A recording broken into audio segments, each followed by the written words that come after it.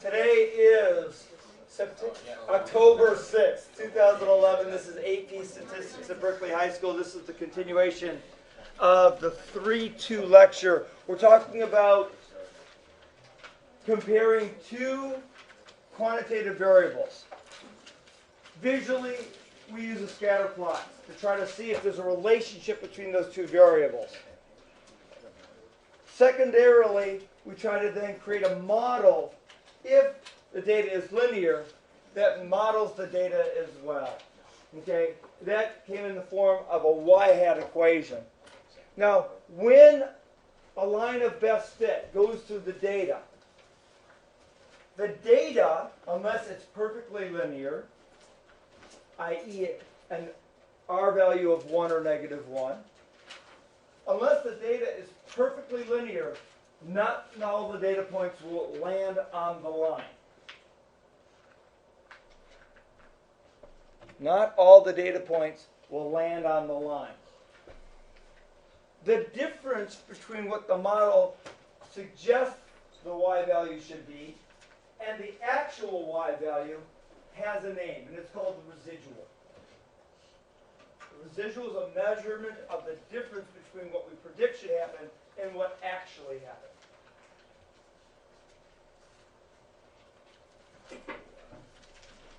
We have a formula for residual. An observed y subtracted by a predicted y. Or as we mentioned yesterday, y, we use that letter to describe a real data value minus y hat, a predicted data value. Both of them have an x value, the real x with the real y, and if we take the real x and plug it into our model, our linear regression model, we get out a y hat. So this is a real value minus a predicted value, and that's the residual. So here's that graph that we looked at yesterday. We have some data points. We have this blue line, which is our model, a linear equation. This data point is not on the blue line. It had an x value.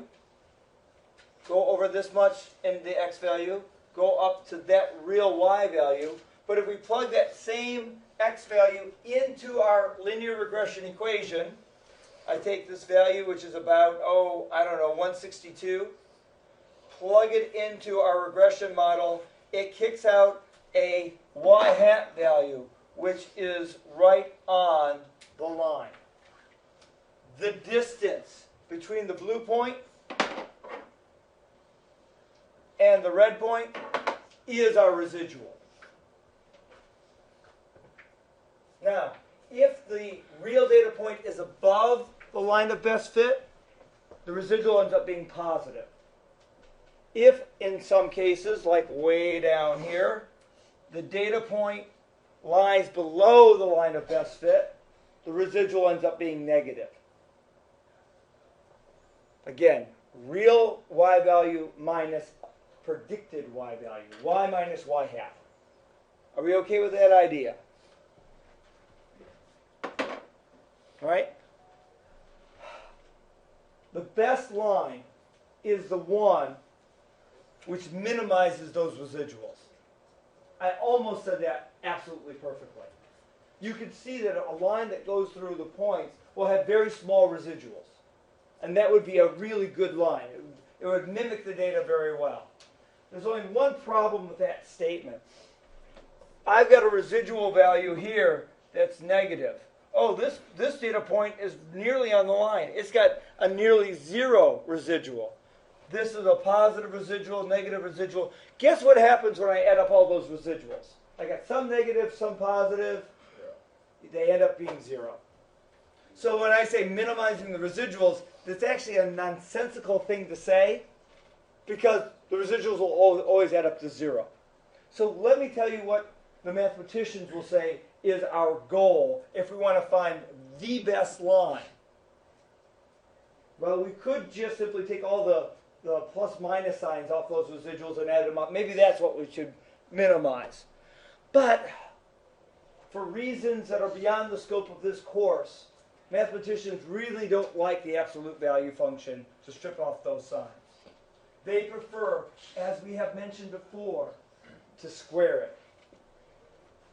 They would prefer to square the values. Why? Again, beyond the scope of this course, because it's easier to take an integral of a square function than it is of an absolute value function. If you've had calculus, you know that you do very little integrals of an absolute value function, but you do tons of them with squares. Same issue here. We minimize these functions we minimize the squares of the residuals in order to find the line of best fit. So let's go ahead and see where this takes us. We've already said all those things, right? Residual y minus y hat, that's going to be a negative residual if it's below, positive residual. We said all those things, right? Yes, Mr. Fair. Okay, all right. So let's talk about this thing called the least squares regression line. We said the line that fits through the data best is the one that minimizes some quantity. And what we're going to do, if we take each residual and square it, and then add up all those squares, if we find the best line, it's the one that makes that sum of the squares of the residuals smallest. And because we're summing up a bunch of squares, we call the line that comes out of this process the least squares regression line. A lot of times it is abbreviated as the least squares regression line, the LSRL. All right? The least squares regression line is the line of y on x that makes the sum of the squares of the residuals as small as possible. Now, please note, while this is really, really useful, it's not the only way to find the line of best fit. It is a method of finding the line of best fit. We already know that in the presence of outliers, certain things don't work well. Means and standard deviations were two examples, correct? We call those things not resistant. Least squares regression lines, also not resistant to the presence of outliers. But when our data is relatively clean, this is a great method. There are other methods built into your calculator, but we don't explore them in this class. Right? So the least squares regression line is the line that minimizes the squares of the residuals. By the way, if we have perfectly linear data, the line that goes through all those data points all have residuals of 0. The sums, let's say the square of 0 is 0, the sum would be a 0. So in a perfectly linear situation, the way to get the minimum of the squares of the residuals is to have the line go through all the points. All right. So that's the idea behind there. How does it get done? How does this least squares regression line get found? Well, we're going to use the calculator. Is the easy answer to the question. Has everyone got their calculator? Get their calculator out. Because we are going to do at least an example. Now, I love technology. I love what technology does for us. I love the fact that I'm not going to have to spend 2 class sessions going through the methodology that the calculator is doing to find these answers.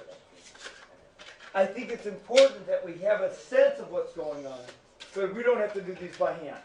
It's a waste of our time. The technology does it very, very well. And by the way, this may be a nice point to stop and remember a man who's had an incredible effect on how we interact with technology in our lives.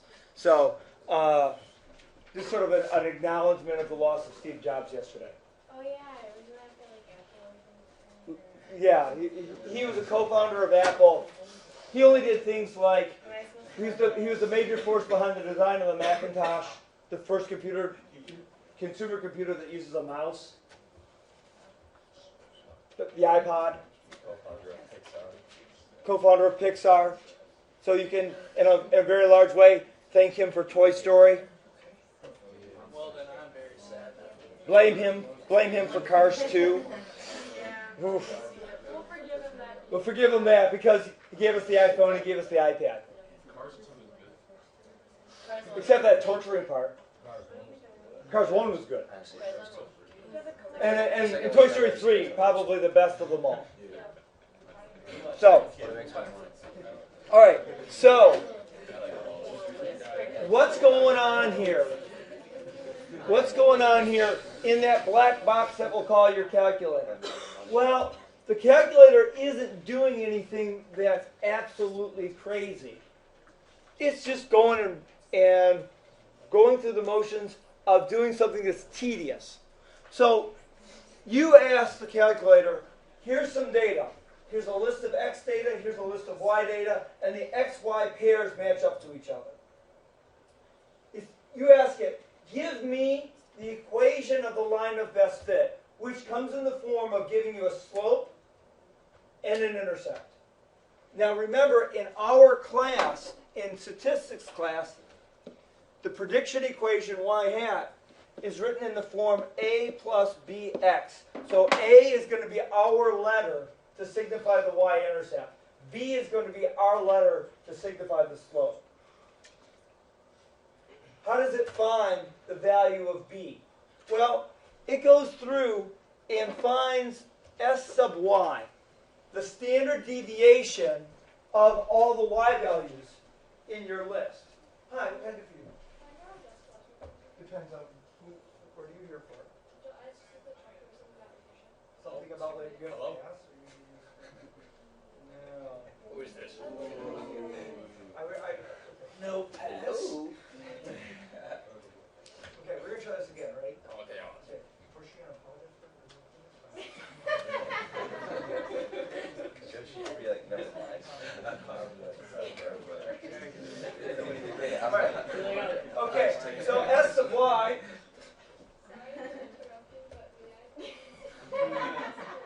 Let's just take more time. Promise to have a pass next time? Okay, thank you. Yes. Okay. Now, we saw the formula for the standard deviation. It wasn't all that tough. It was tedious. It involved finding the difference between each data point and its mean, squaring them, dividing it by n minus 1 for some reason instead of n, and then taking the square root. Nothing hard, just tedious. What else is it going to do? Oh, it's going to find the standard deviation of x. Again, not hard, but tedious. We don't do it by hand in this class.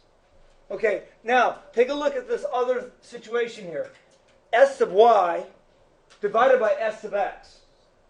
S sub y divided by S sub x. Does that ring a bell?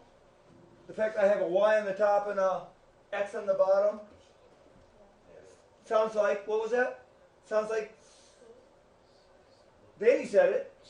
Slope. It sounds like a slope thing, a y over an x. All right? So we're getting those two values, S sub y and S sub x, from standard deviation. And then what's here in front? Oh, the R value. And we had the R value in the equation, or the formula for that in yesterday's lecture. It involves looking at the products of the z values of the xy pairs. Okay, let's close this up. Actually, we saw it 4 days ago. Okay, so there's where the slope is coming from. Now, one other fact comes to bear in what your calculator is doing when it's calculating the line of best fit, the least squares regression line. And that is, there's only 1 point guaranteed to be on that line. The 1 point that's guaranteed to be on the line of best fit is the point x bar, y bar. The line of best fit, the least squares regression line, I should say, the least squares regression line always goes through the average of the x's, comma, the average of the y's. And if you use that fact, having already known the slope, then the y-intercept can be solved algebraically. If you know a slope and you know 1 point on the line, you have enough to find out what the y-intercept is. That's all the calculator is doing when you plug in values. Are we okay with that? We are? Okay. We're going to do a quick data collection, and we're going to do a quick calculation of a least squares regression line. How many people have done a least squares regression line calculation on in some other class? Crickets. Okay. Well, I'll do one right now. All right. I'm only going to collect data from the males, and we're going to do the classic height weight data collection. My X data is going to be my height, and my Y data is going to be my weight. Okay, males, take a second, please. Would you please make sure you know what your height is in inches, please? So if you don't know your height in inches, take the feet you are tall, multiply it by 12, and add the inches. Then secondly, I want your weight as measured in ounces. I could at this point I could choose some obscure measure of weight like slugs. No, actually, sorry, slugs. Slugs is not a measure of weight. Slugs is a measure of mass.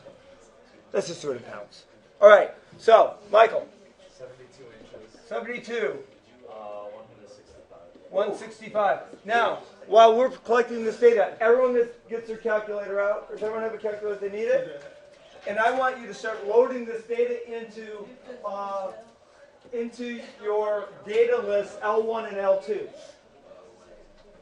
So let's put this in L1 and let's put this in L2. All right? Taylor.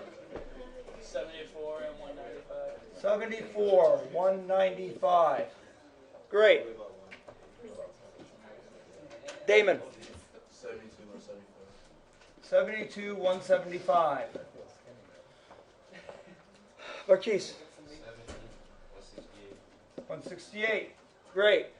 We're going to go from the back forward now. Connor. 72, 185. Okay. Andrew. 160. Okay, great. All the way up to the front to Danny. 74, 165. 70, 155. Okay, and then obviously we're going to have to continue on here.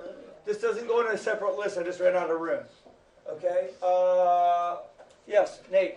73, 215. Okay. Cody. 73, 220. All right. I guess over to Perry. 65, 100. Oh, yeah, Perry. All liar.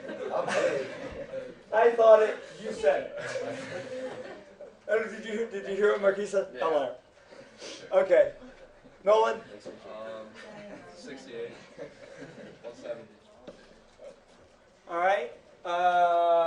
Back to, let's see if I can. Cameron. 74, 230. Okay. Jason. 69, 180. Bradley. 68, 150. Paul. 73, 190. All right. And Conrad. 71, Okay. Should I put mine in as well? Okay. 67, 140.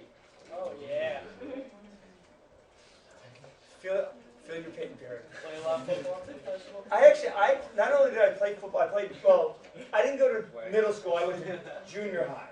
So when I was in school, we had a junior high that was 7, 8, 9. And then high school was 10, 11, 12. So I played in 8th grade, 9th grade, and in 10th grade. And what position? Center. Oh. Why? Because I think I was the only one on the team who could actually count. All right. So, Football player? and Trying to say that- and How often did the nose tackle run? You trying to say football? well, I grew up downriver, and in our league was Fortson High. I don't know if you. Fordson. Fortson. When I was in high school, Fortson was just a football giant. They're all J's. They're all J's. So I remember in my 10th grade year, they did a spread. So I was unblocked, right? And so my job was to take care of the middle linebacker. This is the very first play. I come up, and the middle linebacker takes his arm and wham! And I'm like, boom! And I was down on the ground. Oh, wait, who's laughing at that? What's so funny about that? It was awful. No.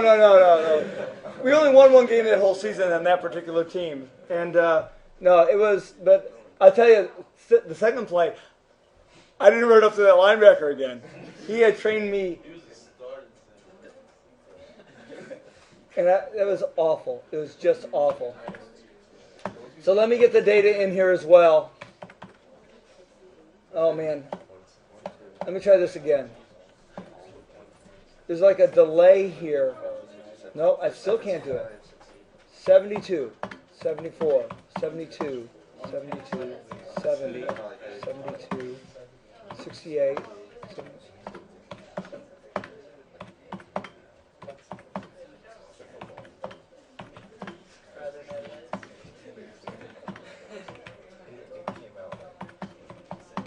And then I was 67, right? Right? And then the weights.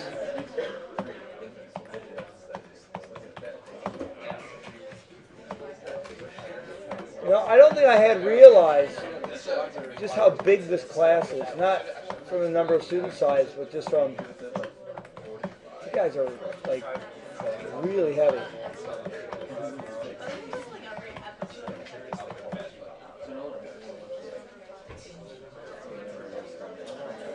I'm off. I am off. Try this one more time. 165, 195.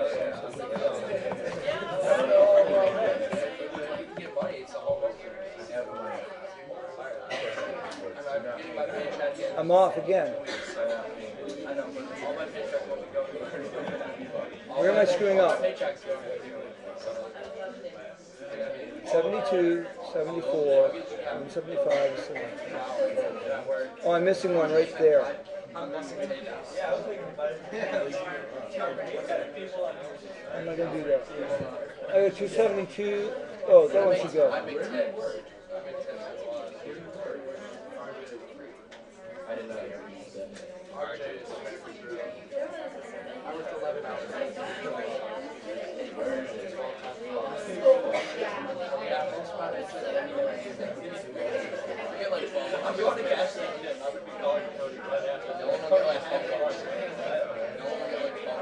Okay, so at this point I have all the data in.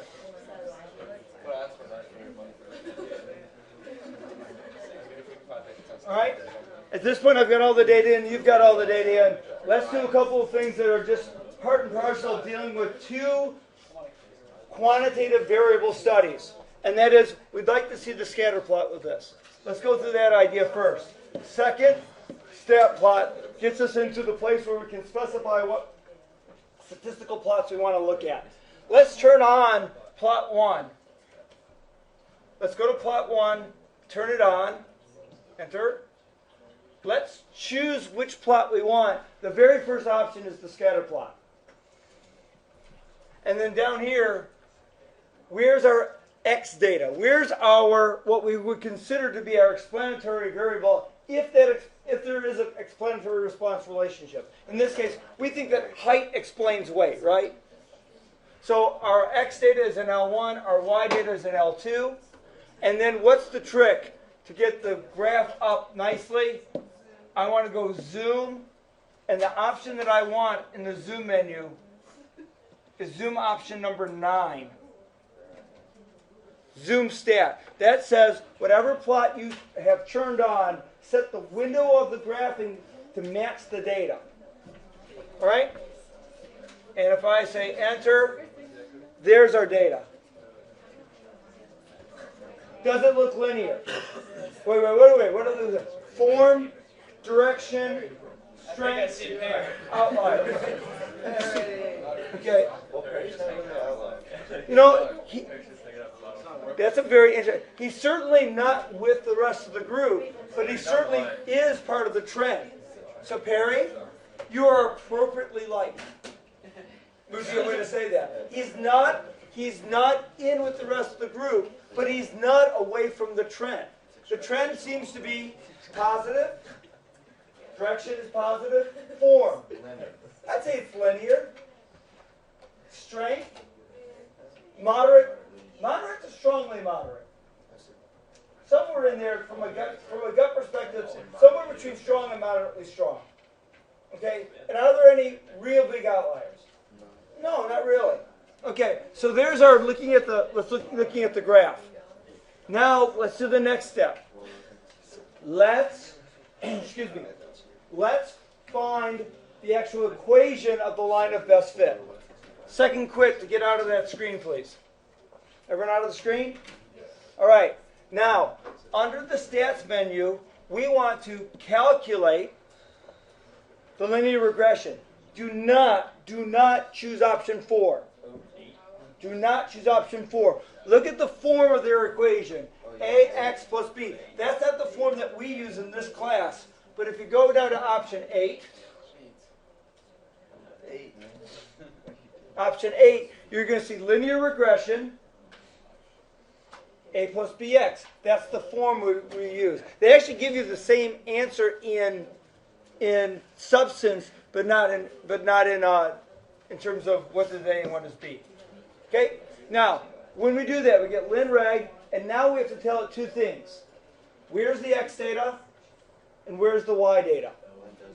So, second L1 for list 1, comma, second 2 to get list 2.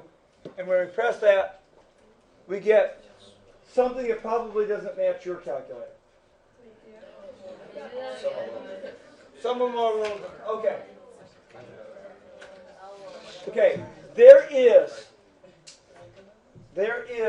for some reason, some of the times the calculator gives an R value. How many people say R and R squared on their calculators right now? Only a couple of you. I would really like to know the R value because it will allow me to say whether this relationship is moderate or strong. All right?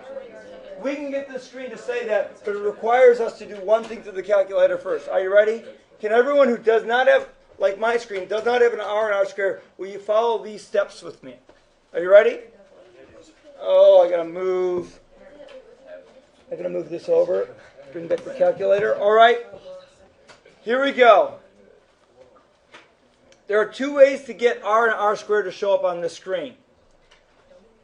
If you have a calculator with the latest operating system update, under Mode, and at the bottom of the list, there's this option called Stats Diagnostics. If you have the latest operating system update, that option appears. And you can go and say, I want the Stats Diagnostics to be turned on.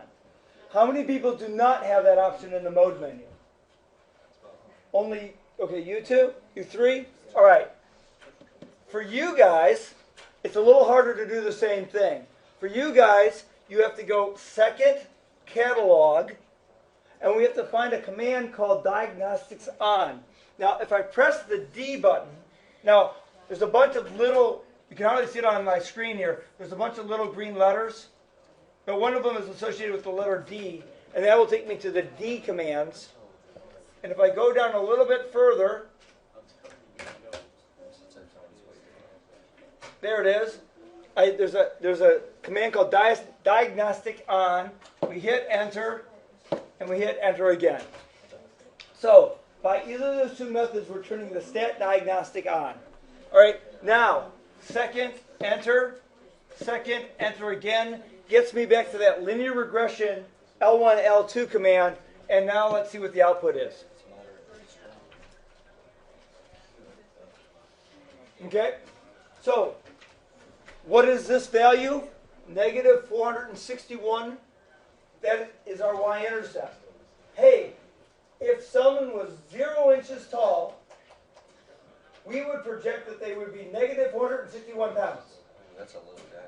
Well, no, this is an example of what? Extrapolation. That answer in itself is nonsensical. All right. Okay. B is 8.96. 8.97. What does that mean? We had a sort of set answer for that. And that means for every inch the men in this room get taller, we expect their weight to go up by about 9 pounds. Does that seem reasonable? Okay. By the way, that's the answer. What's the question? Okay, let's go back from yesterday's lecture. The question is, interpret the slope. The answer is, for every inch that I gain in height, I go up about 9 pounds in weight. It tells us the relationship between the x and the y variable. For every 1 in the x direction, how far do I go up or down in the y direction? Marquise. My calculator is like A and B are reversed. Okay, you chose option 4 from that calculate menu. Try going. Oh, I gotta go further down. You gotta go to option 8. It's not on the first screen. You gotta go down and get it. Now it's the same. Cool, cool. Any other ones? Anybody else have any variations on this? Okay, great. Now, how questions from these kinds of activities occur? Another likely question is, interpret the R value. The answer to the question, interpret the R value, is there is a strong, positive, linear relationship. Strong because it's getting pretty close to 1. Positive because the R value is positive and the slope is positive. Linear relationship. So I can ask 3 questions based on the screen. Interpret the intercept. Interpret the slope. Interpret the R value, or the sometimes called the coefficient of correlation. Everyone okay with all those? All right. Great. That is getting a linear regression done. Now, are all relationships between x and y linear? No? Some relationships between data x and y are not linear. Perhaps they're curved. Perhaps they're the most interesting kind of relationship, which is exponential. Exponential growth. Bacteria grows exponentially. You start out with 1 bacterium, and then you have 2, then you have 4, then you have 8, and then everyone's sick. Okay? Disease spreads exponentially. Okay? And again, since we were talking about technology earlier, there's an exponential growth in terms of the power and speed of your computers. The first computer that I ever owned, the processor speed was ready, 4.7 megahertz.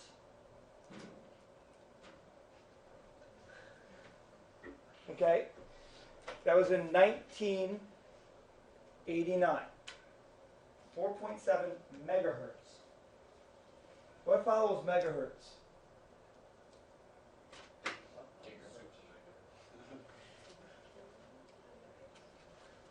Is it the mega, isn't it giga? Okay, so I was 4.7 megahertz,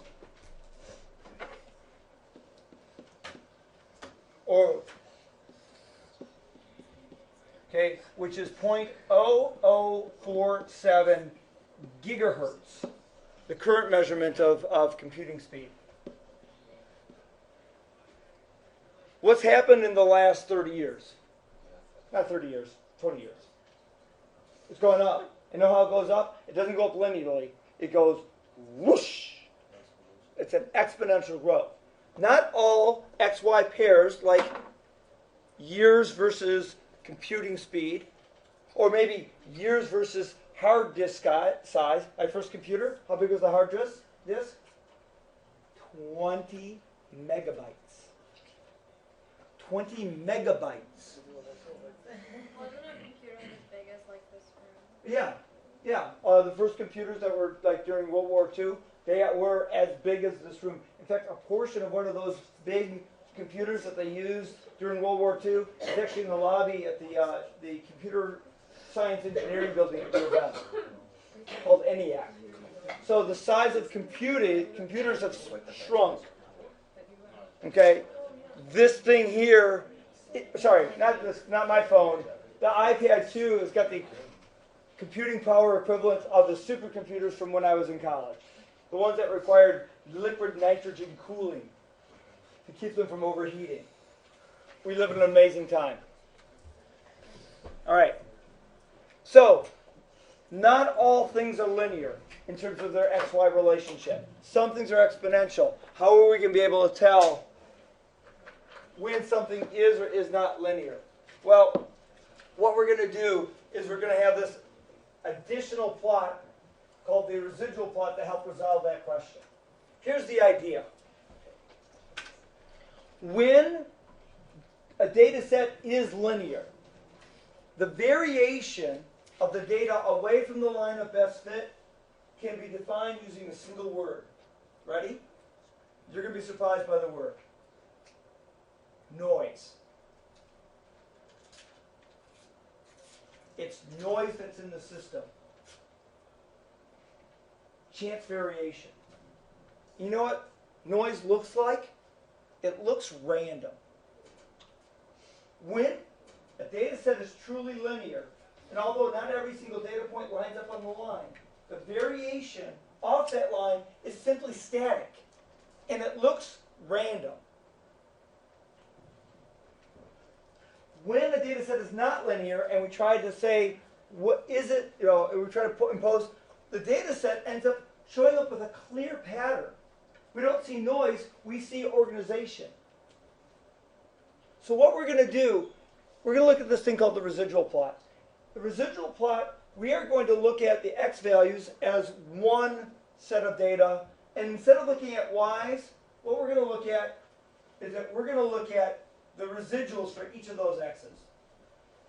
If there's a pattern, then linear is not the way to go. But if we see noise, if we see the static that's just built into every single system that we're living through, if we just see static, then our conclusion is linear is a good model.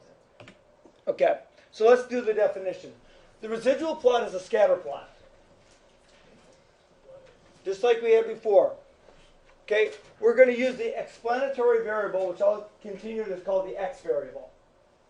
The explanatory variable is going to be on our horizontal axis.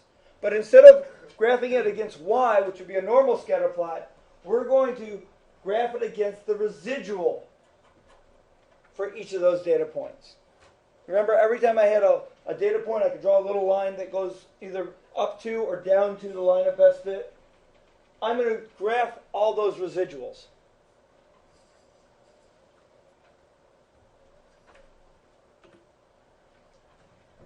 Okay, so here is one of those linear models that we saw. That's a normal scatter plot. You see right here, that data point has a little positive residual. You see right here, this one has a very, very small positive residual. See this data point there? It's got a pretty sizable negative residual. But every data point has a residual. We're going to graph the x values of each data point, but instead of the y, we're going to graph these individuals. By the way, that means for the residual plot, on the vertical axis, essentially 0 is going to be in the middle, because some of the data points are going to have positive residuals and some of them are going to have negative residuals, because they have to add up to 0.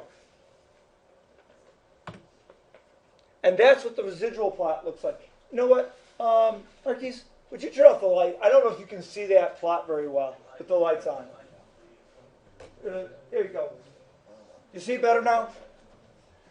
So as I had started, when I was going through these, little positive there, big negative there, and there are little positive, very little positive, and there's your negative.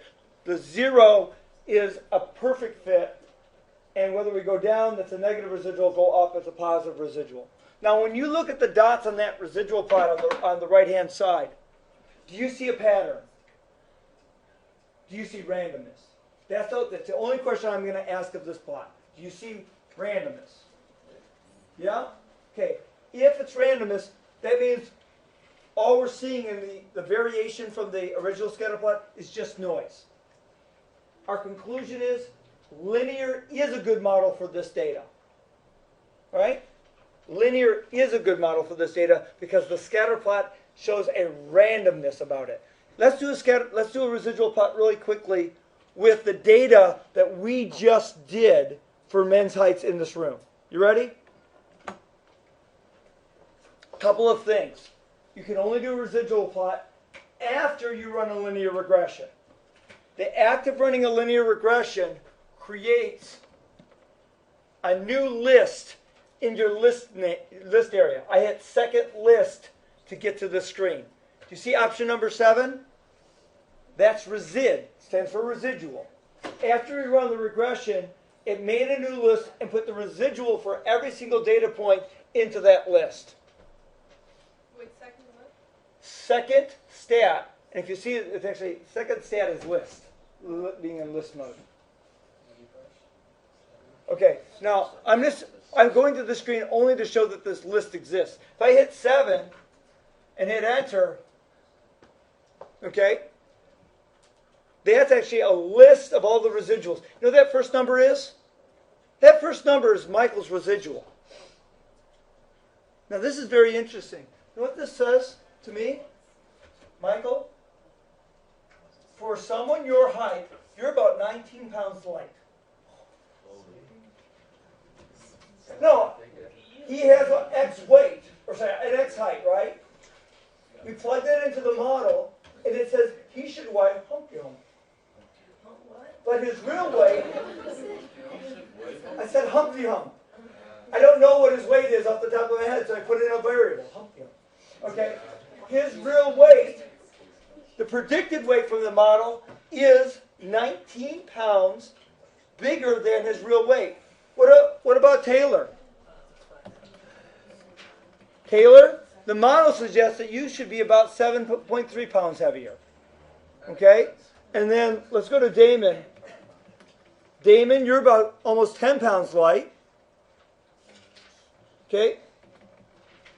Marquise, you're almost exactly your predicted weight. Only a pound and a half off. So, wait. That's really wait. That's first of all that's dependent. Not 2%, like 3% actually. Okay. But I think average percent body fat is like 15%. Look at all those muscles he's got. What's that? His muscles. 10%? No, I know. Okay. Now, it's amazing that this model, for someone who has, and I'm going to say, an abnormally small amount of body fat. I mean, you got to be in the 99th percentile in terms of body fat at that level. Okay. So, the next person on this residual list is going to be Danny. Do you remember your reaction when Danny gave his data? Oh, I went back. Oh, so the next one is actually going to be Connor. I want to get to Danny though. Connor, you're almost exactly your predicted weight. Okay? Andrew, that 11.4 suggests that you're 11 pounds heavier than the predicted model. I found that hard to believe looking at you. All right? Next one's Danny. Okay. Your reaction. When Danny gave his data, what did you say? I heard the word, it was a 4-letter word. Twig. What does the model say? What does this residual say? That he's about 37 pounds lighter than the model would suggest. I'm fine with that. All right, so that's what the residuals are. Again, it is a difference between the real data and the predicted data. Now, as I said before, what I want to see is the residual plot. I want to see a scatter plot of x values, but on the vertical axis, I want to see the residuals. How do we do that? Well, we're going to go to second stat plot. Everyone do this with me, please. Second stat plot. Now, what I want to do is I still want the plot on. I still want a scatter plot. I still want that x data, which is in L1, to be my x list. But now, in my y list, I want to see the residuals. So I'm going to go, I got my cursor in the y list, and I'm going to go second list, and I'm going to go choose the residual list with the keystroke 7. So now I've set it up. I'm going to get a scatter plot of x versus residual. And now I'm ready to change the zoom on my window so that the window will fit the data. And that is zoom 9. Okay? Okay? Okay? There's Danny. Right? Tallest in the class, but way, way under. All right? Here's Perry. All right? I'm going to guess that this is me. Would you agree? I was the second shortest to Perry. Is that right? I don't have that down. And looking at that plot, what does it say about me? You're overweight. Hold on. Let me hit the trace button. Close the ink layer. Trace. That's Mike, right? Yeah. Is that your combination? Yeah. You were 72, Yeah. and then you were 19 pounds underweight. All right. So if I go backwards through the list, no, I gotta go this way. Come on. No, I guess the only way to go through the data is to go through it. Oh, this would take a long time for me to get to me. Oh, is that me? 67? Yeah.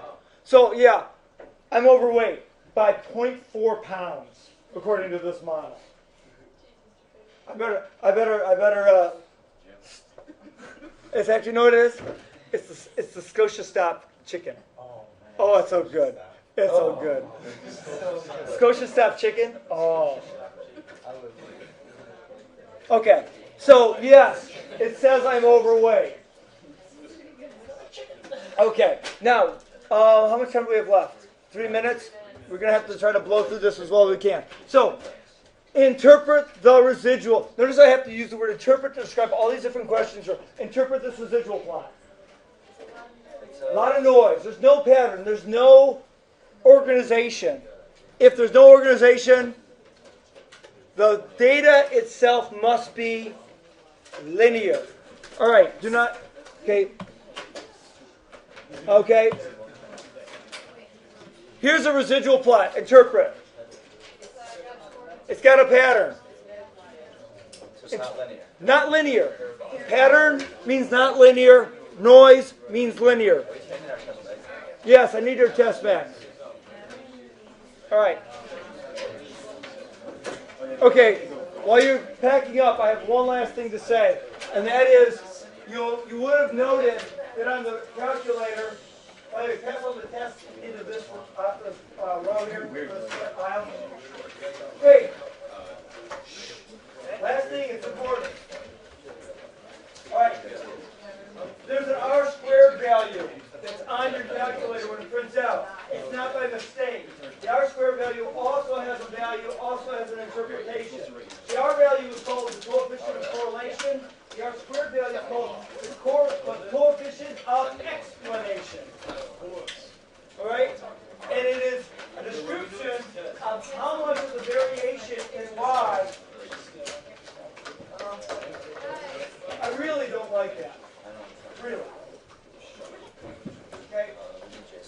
I understand I'm trying to get in okay. How much of the variation in y can be explained by x? For example, if the r squared value is 70.75, we would say that 75% of the variation in height, weight, is explained by height. What's the other 25%? Genes, eating habits, exercise habits. So there's going to be other variables which affect what your weight is, but your... All right. We'll see you tomorrow.